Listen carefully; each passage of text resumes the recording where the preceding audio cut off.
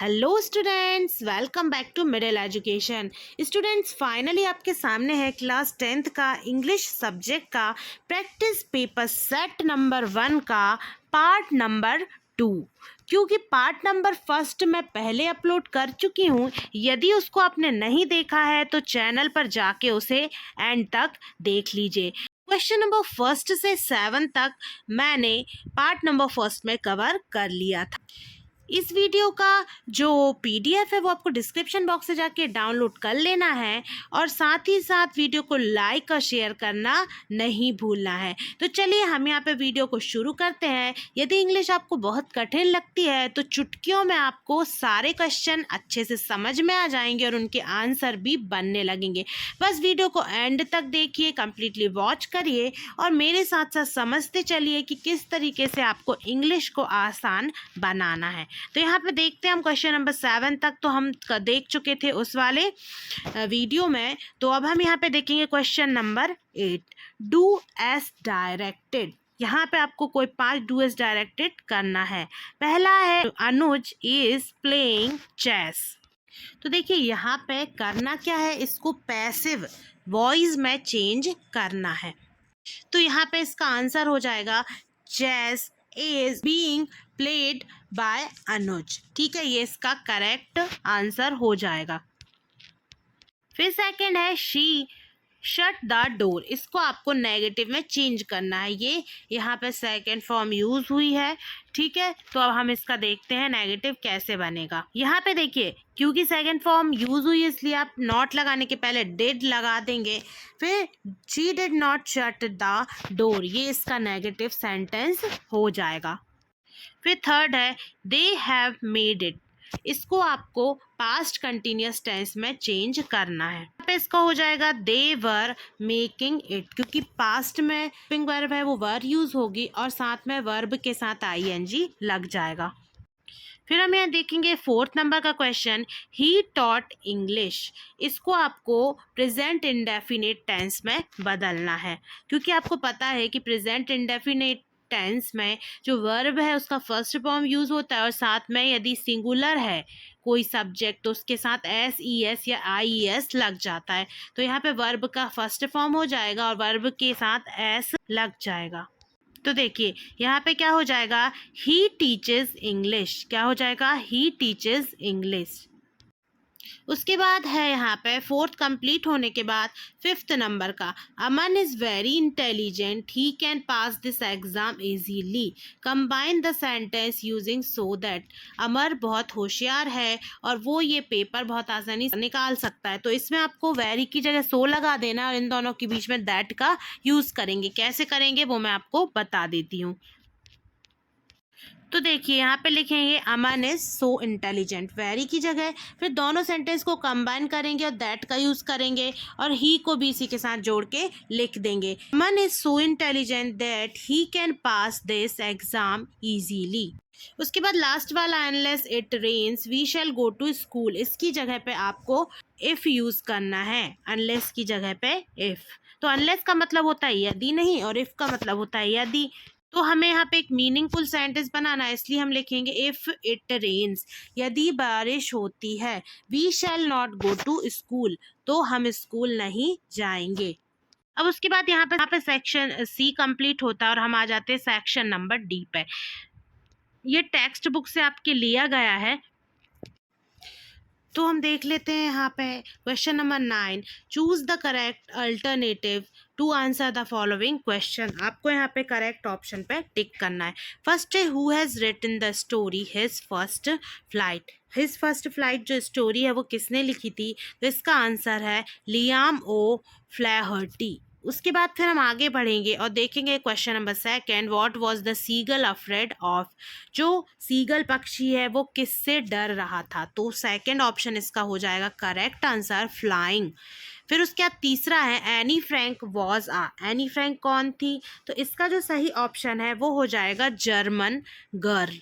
उसके बाद है 4th नंबर का, एनी फ्रैंक रोट हर डायरी वाइल। एनी फ्रैंक ने अपनी डायरी कब लिखी थी, तो इसका आंसर हो जाएगा while hiding with her family. उसके बाद फिर यहाँ पे है question number 10, read the following extract from the prose and answer the question given below. आपको ये जो प्रोज ये नीचे दिया गया है एक पैसेज, इसको पढ़ना है और साथ में नीचे दिए गए जो आंसर है उन्हें देना है। तो हम देखेंगे फर्स्ट वाला question, from which lesson has this text been taken. तो यहाँ पे हम देखेंगे इसका आंसर हो जाएगा लेटर टू गॉड। उसके बाद ये लेटर टू गॉड से लिया गया है। फिर सेकंड है where was Lencho's house situated, Lencho का घर कहाँ पे था। तो इसका जो आंसर हो जाएगा option number C, on the crest of a low hill.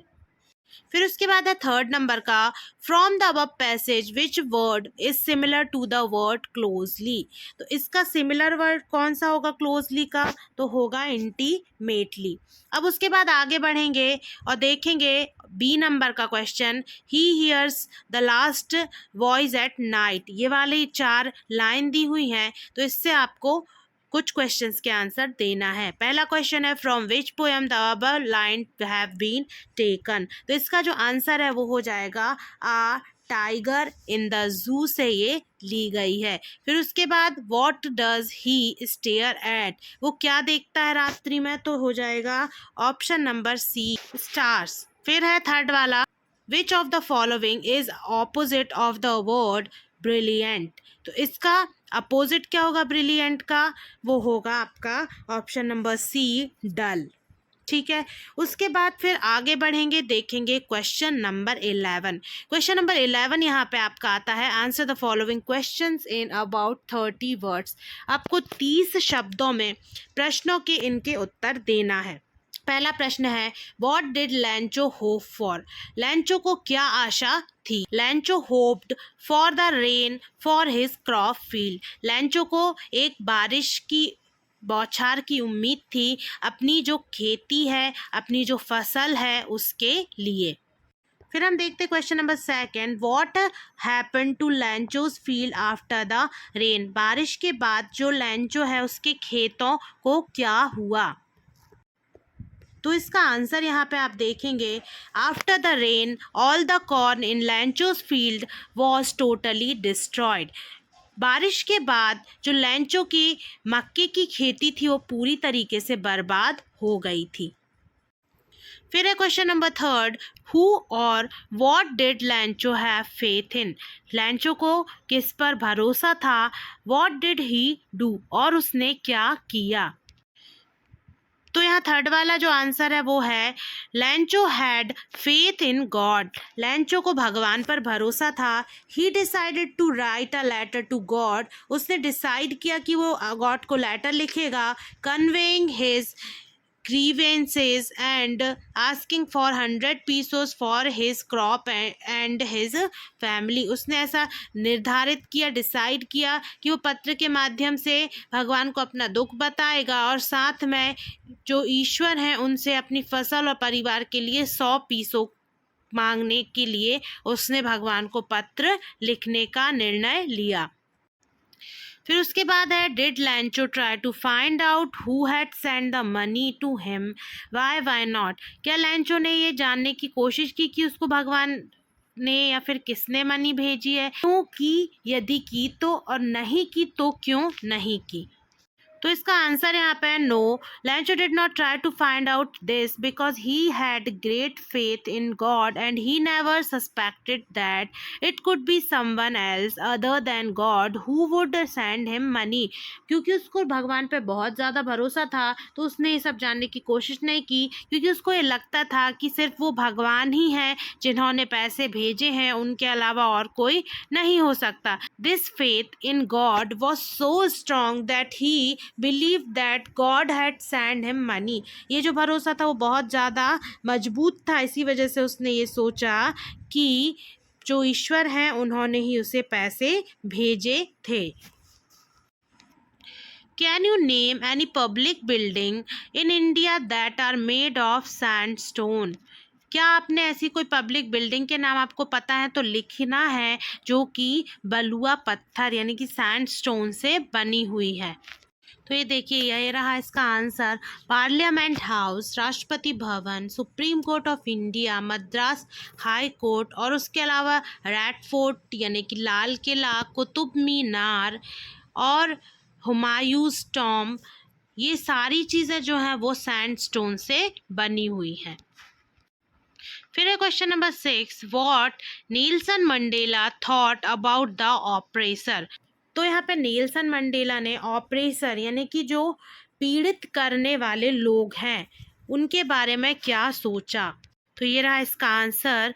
Mandela thinks that the oppressor is not free like the oppressed because a person who takes away another man's freedom is a prisoner of hatred. He is locked in prejudice and narrow mindedness. क्योंकि जो व्यक्ति किसी और की स्वतंत्रता को भंग करता है वो खुद भी कहीं ना कहीं ईर्ष्या का कैदी होता है। वो दूसरों से ईर्ष्या करता है, उसके मन में स्वतंत्रता का भाव नहीं होता खुद भी, इसी वजह से वो किसी दूसरे पर अत्याचार करने के बारे में सोचता है। तो इसलिए वो ये बोलना चाहते हैं कि जो इंसान अत्याचारी है वह संकीर्णता की जो बेड़ियां हैं उनमें कैद होता है।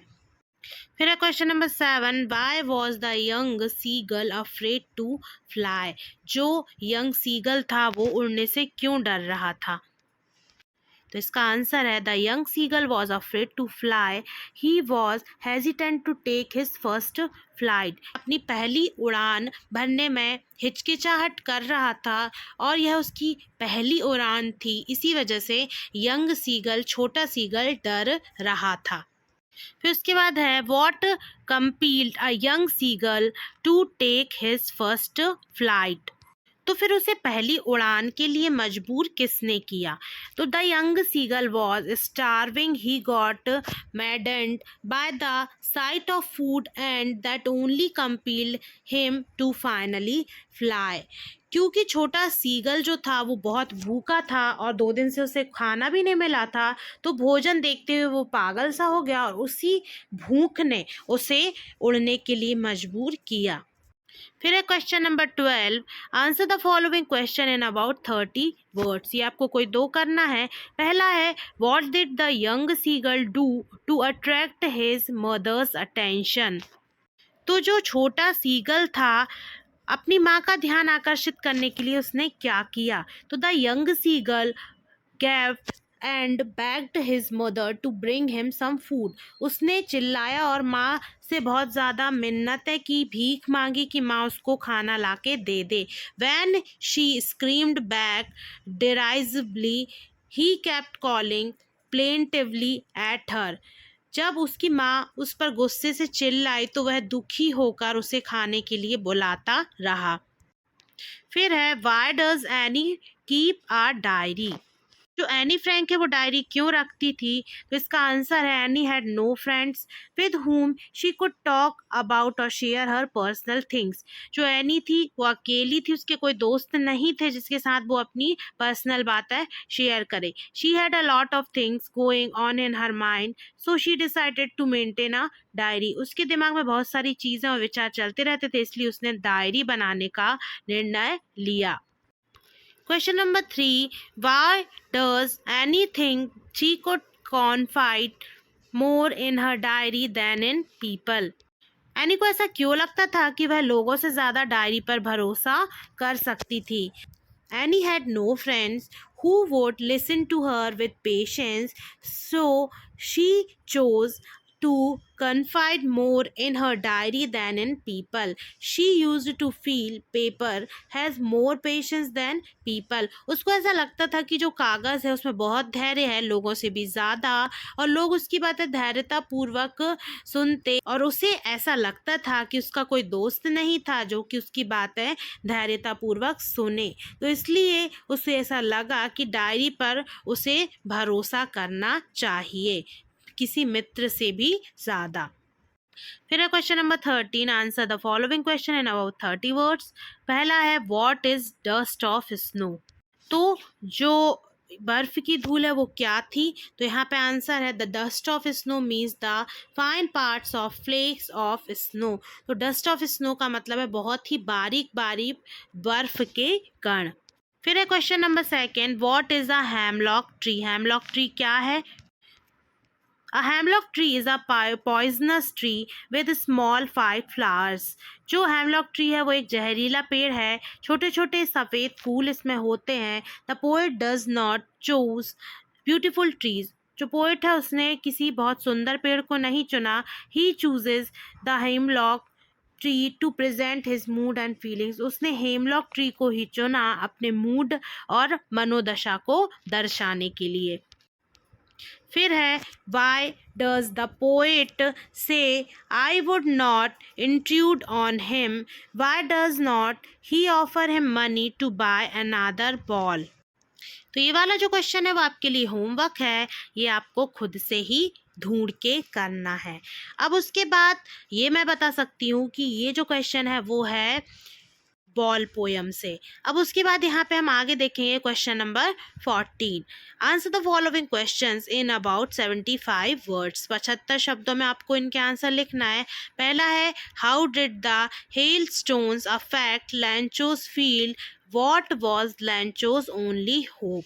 लैंचो को जो ओले थे उनने किस तरीके से प्रभावित किया था और साथ में लैंचो को सिर्फ एकमात्र आशा क्या थी. तो हम यहाँ देखेंगे after sudden rain change into a hello stone which totally spoiled his fields and he became sad. अचानक से जो ओले गिरे बारिश के साथ उनने पूरे तरीके से लैंचो के खेत को बर्बाद कर दिए था और वो बहुत ज़्यादा दुखी हो गया था. That's how hail stones affected his field. इसी तरीके से जो ओले हैं उनने लैंचो को प्रभावित किया. दूसरा प्रश्न था कि फिर उसने क्या सोचा. तो after his storm Lencho became hopeless.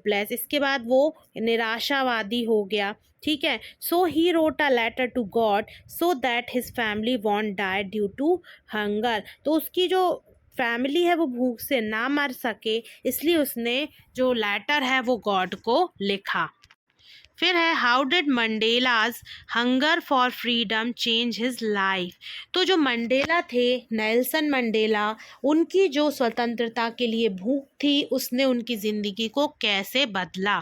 तो यहाँ आंसर है Mandela realized in his youth that it was not just his freedom that was being curtailed, but the freedom of all black. The hunger for his own freedom gradually turned into hunger for freedom of his people. उनको ये लगता था कि ये सारे अश्वेत जो वर्ग है उसकी लड़ाई है, सिर्फ अकेली उनकी नहीं है. स्वतंत्रता की भूख ये सब सोच के उनकी और बढ़ गई जब उनने ये सब देखा कि ये जो लड़ाई है वो उनके अपनों की स्वतंत्रता के लिए, ना कि उनकी खुद की स्वतंत्रता के लिए. This desire of a non racial society transformed him into a virtuous and self sacrificing person. इसी चीज़ ने उन्हें खुद का समर्पण करने वाला जो व्यक्ति है वो बना दिया. फिर है question number 15. Answer the following question in about 75 words. पहला है what is the central idea of the poem fire and ice. तो यहाँ पे आंसर देखेंगे कि fire and ice by Robert Frost is a metaphor for human perception of desire and hatred. यहाँ पे एक तरीके का एक जो कवि हैं उन्होंने तुलना की है और यहाँ पे बताया गया है कि किस तरीके से जो ह्यूमन की इच्छाएं हैं वो काय का काम करती है. तो एक तरीके से the fire symbolises burning desire. जो आग है वो इच्छाओं को जलाने के लिए प्रदर्शित करी जाती है. साथ में while the ice on the other hand describe ice cold hater. तो यहाँ पे ये बताया गया है कि बर्फ़ किस प्रकार से नफ़रत से सारे संसार को ढक के और ख़त्म कर देगी, उसी प्रकार से जो आग है वो इच्छाओं की वजह से सारे संसार को जला देगी. It describes how we humans will be end of our own race. और किस तरीके से जो लोग हैं सभी खुद की ही अपनी अपनी इन सब इच्छाओं और नफ़रत की वजह से ख़त्म हो जाएंगे एक दिन. उसके बाद फिर है write the central idea of the poem a tiger in the zoo. A poem tiger in the zoo by Leslie Norris. In this poem the poet tries to depict the mental condition of a caged tiger. इसमें जो poet हैं उन्होंने क्या किया है कि जो एक टाइगर है उसकी मानसिक स्थिति के बारे में बताया है जो पिंजरे में बंद है। He compares the life of a tiger in the जू with its life in its natural habitat. वो अपने खुद के प्राकृतिक आवास में जो उसकी ज़िंदगी होती उससे एक बंद पिंजरे के अंदर या बंद जू के अंदर किस प्रकार ज़िंदगी है उसकी तुलना करता है। ठीक है, उसके बाद the poet conveys an important message that the wild animals should be in their natural habitat. तो इसमें एक अच्छा मैसेज कन्वे करने की कोशिश कर रही हैं जो पोइट हैं कि जो जंगली जानवर हैं उन्हें अपने प्राकृतिक आवास में ही रहने देना चाहिए। फिर है क्वेश्चन नंबर 16। इसके अंदर लास्ट 2 क्वेश्चंस हैं तो उन्हें भी हम फटाफट देख लेते। Why does Mrs. Hall find the scientific eccentric? तो यहाँ पे आंसर है Mrs hall found the scientific eccentric because of his strange appearance, and also when she tried to be friendly with him he rebuffed her by saying that he has come होगा यहाँ पे he has come he has come there for solitude and did not wish to disturb in his work। तो इस तरीके से इस प्रश्न में पूछा गया था कि जो मिसेस हॉल है उनको एक विचित्र सा साइंटिफिक क्यों मिला। तो वो इसलिए मिला था क्योंकि उसका जो बिहेव है वो बहुत अजीबोगरीब था और उन्होंने उसके साथ दोस्ती भी करने की कोशिश की लेकिन उसने साफ मना कर दिया और बताया कि वो यहाँ एकांत रहने के लिए आया है इसलिए वो उनसे दोस्ती नहीं कर सकता, ना ही कोई किसी प्रकार की बातचीत उसे करना पसंद है। फिर है last question, how did Griffin become invisible. तो ग्रिफिन जो साइंटिस्ट था वो कैसे अदृश्य हो जाता था।